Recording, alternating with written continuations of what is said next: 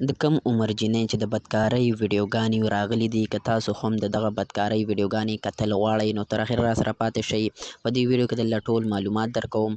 څو ویډیوګانې چې په انټرنیټ باندې خپرې شوي دي او پکې ښکارېږي چې ډېره د کم عمر جینۍ په دغه ویډیوګانو کې خپل بدن سره بدکاري کوي او داسې نورې هم نادیبه حرکات په دغه ویډیو کې کوي. په دغه انټرویو کې ویلي دي چې دغه ویډیوګانې کمې جوړې شوي دي، دا ما د پیسو دپاره جوړې کړي دي، یعنې زما بل کار نشته دی او زما کور کې هم ډېرې زیاتې مسلې دي چې زما پلار بیمار دی او نور مې د ګټې وټې څوک نشته دی. نو دغه ویډیوګانې چې ما ته چا د دغه ویډیوګانو باره کې وویل چې دغه ویډیوګانې موږ له جوړوه او موږ به درنه داسې ویډیوګانې اخلو چې موږ نو دغه ویډیوګانې چې اوس انټرنیټ ته ورله خېجولي دي او دغه جینۍ چې انټرویو هم راغلې ده، په دغه انټرویو کې ویلي دي چې دغه ویډیوګانې کومې ما جوړې کړي دي، د پیسو دپاره مې جوړې کړي دي او په دغه ما ته ډېرې روپۍ میلاو شوي دي او دغه کار ما په مجبورۍ کې کړی دی. کتونکو داسې ډېرې ویډیوګانې داسې ډېرې جینکۍ شته دی چې د خپل خېټې یا د خپل کورنۍ مجبورو د وجې داسې بدکاریانې کوي او بیا یې ویډیوګانې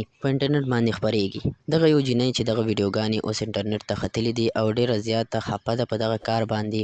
نو کتونکو دغه ویډیوګانې که تاسو هم کتل غواړئ نو دغه ویډیوګانې په انټرنیټ باندې پرتې دي، په هغه نورو ویبسایټو باندې، هلته یې تاسو کتلی شئ. کتونکو که موږ وګورو داسې ډېرې زیاتې جینکۍ دغه کار ته راوتې دي او په دغه کار باندې پیسې پیدا کوي. کله چې ویډیوګانې خپرې شي او خلکو ته شو شي او په معاشره کې وشرمېږي نو بیا میډیا ته راشي او د خلکو نه معافیانې غواړي او وایي چې موږ د مجبورۍ نه دغه کار کړی او بیا نورې خبرې کوي. نو تاسو دغه خلکو باره کې څه وایئ؟